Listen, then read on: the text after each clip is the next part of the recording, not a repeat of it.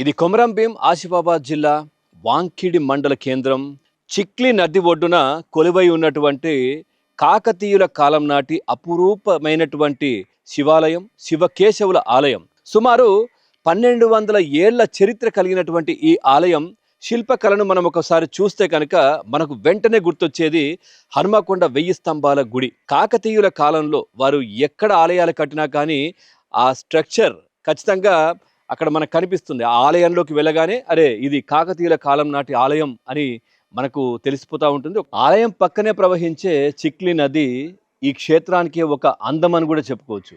నది గాలి కావచ్చు, ఆలయ గంటల శబ్దం మనసు పూర్తిగా ఒక ప్రశాంతమైనటువంటి వాతావరణంలోకి మనల్ని తీసుకెళ్ళిపోతూ ఉంటుంది. ఈ ఆలయం కూడా ఒక అద్భుతం అని కూడా చెప్పుకోవచ్చు. ఎందుకంటే 24 గంటల్లో ఈ ఆలయాన్ని నిర్మించారని కూడా ఇక్కడికి వచ్చే భక్తులు కావచ్చు, తర్వాత పూర్వీకులు అంటే ఎవరైతే పూజారులు ఉంటారో వాళ్ళకు సంబంధీకులు వాళ్ళందరూ కూడా చెప్పినటువంటి విషయం. అంటే 24 గంటల్లోనే ఈ ఆలయ నిర్మాణాన్ని కూడా చేపట్టారంట.